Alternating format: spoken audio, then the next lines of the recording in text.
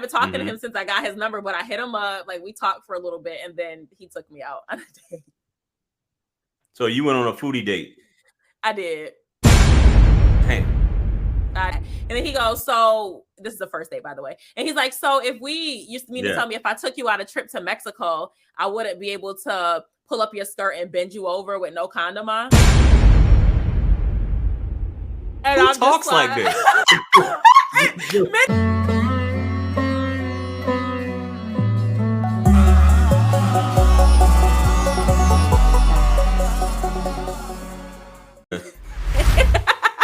Yeah, the old head. The old guy. So you over the old head? I did. I tried. And he was really like a dad for real. Like, he had a little bit of a belly. I didn't know this at first. I didn't notice it the first time I see him, but he had a belly. He was balding, so he had like his little cap covering his head. And I don't know how this came up in the conversation, but we started talking about birth control. I honestly can't even tell you how this came up. And he was asking my thoughts on it, and I was just like, I'm not personally a fan of it. I think it does weird things to your body. And he was like, so if me and you and I were dating, like, that means that I can't hit it raw. And I was like, I mean, so are we trying to have kids at that point? Because if not, then no, you're not doing that. And then he goes, so this is the first date, by the way. And he's like, so if we used to mean to tell me if I took you on a trip to Mexico, I wouldn't be able to pull up your skirt and bend you over with no condom on. And who talks like this? Men in Atlanta, apparently. I'm just like, sir, ew. Like, no. Yeah. What was your real response though, Tynisha? Let me hear your real response. What did you say? So I turned my head when I'm confused, and I was like, did you really just ask me that? And then he was like, yeah, I'm serious. And it just kind of went downhill from there. It was just very bad. How old was this old head? If I had to guess, I'm going to say that he was close to 60, like 50s, maybe. I would say 50s. So he was 50s.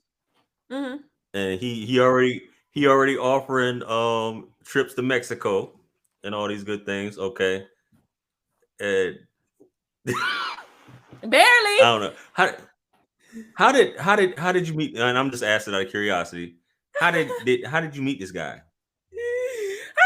I'm about to get judged for this. So I went out one time with one of my friends, and we were at like a restaurant, and he was sitting next to us at the bar area. And so I think he must have been overhearing our conversation, and he kind of jumped into it.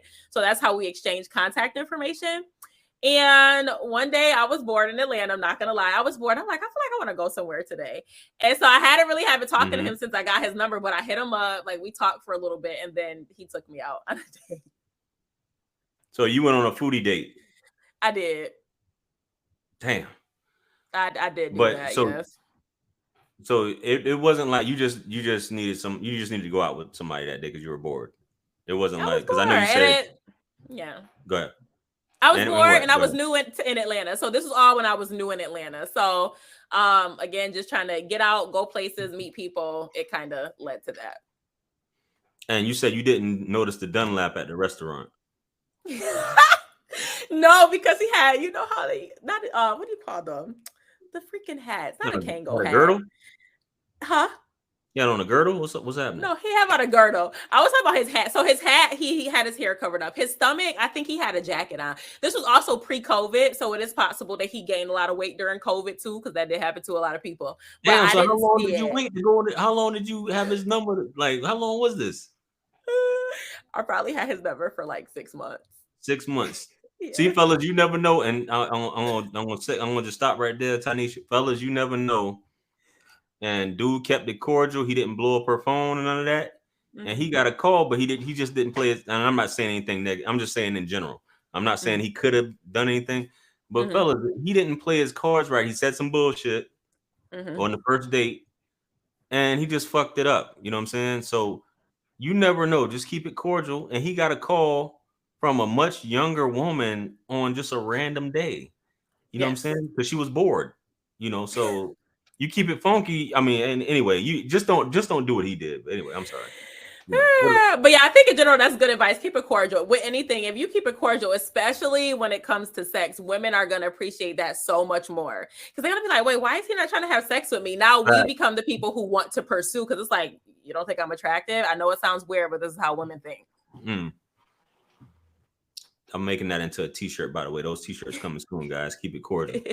You know what I'm saying? So I know. Give me a third one, Tynisha. I know you got one more. Let me. Haven't had another bad date. Not really. I mean, this one wasn't as bad as the others, but I did experience one where I can tell, like, the guy didn't have money like that, and so it was kind of like a situation where you could tell he didn't want. You know how people, you can tell, you look at someone, they look at the bill and it's like, oh shit, it's kind of high. Like, I don't know if I want to pay that, like that type of energy. So when I see stuff like that, like I'll step in and I'll pay. So I did that. So that one wasn't as bad, but it was awkward in some ways. Yes. So you paid for it or you paid some? Oh, I pay for myself. I'm not paying for the whole date now. Like we go 50-50, but if you ask me out, like I expect that you would pay, but in that situation, I paid for myself. So he asked you out and he was cool with you paying for yourself? Yeah, he was cool with me paying for myself, and that was the last time that we went out on a date. Got you. Did he pick the place or you did? He picked the place. And he couldn't pay. Damn, that's cold. How does that make sense, right? Yeah. I purposely let men pick the place because when women say, I don't know what I want to eat, usually we're saying that because we want you to decide based on your income level. So I allowed him to do that, and he still didn't do it right. I mean, I think you should do it anyway. If you're asking somebody out, you shouldn't be like, I want to ask you out. Where do you want to go at? We're not in a relationship.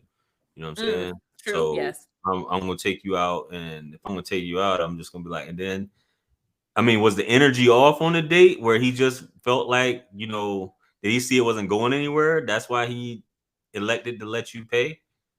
No, I wouldn't say that. Like we had a chill day, and honestly, like I'm pretty good at playing things off. So it was a good date. We had good conversation. He still tried to stay in touch afterward, but I was turned off from that. So we kept it cute for the rest of the date, but that was it. So you was turned off by him letting you pay? Yeah, because it's like, why wouldn't you could have picked something in the park for us to do? You could have done anything else that was thoughtful, a museum, anything, but that just wasn't a good look. Yeah, no, I can dig it. I agree with that. And I know a lot of dudes don't. And I know, I think you did a video talking about that. So your thoughts, just to be clear for any of y'all, any of you gentlemen listening right now, your thoughts, and I think you just covered it, but I just want to confirm. If a guy, if we're going on a date, if I ask you on a date, you would expect me to pay for everything. I don't have a problem, me personally, but I'm just asking your opinion. Yes, you know, pay and plan. I think more highly of men who have planned everything out. Doesn't matter how much it costs. Right. You could have spent $20 on this date, but if I see that you put in time to research things, like the planning is really what locks me in. Facts. I agree 100%. I firmly believe that what you just said, you should have it planned. If I'm going to ask a woman out, you know what I'm saying? Obviously, I get some dudes have a problem with, I don't believe in financing a woman's like looks. Okay, I had to get my eyelashes, I had to get my hair done, I had to do all this to get ready for you.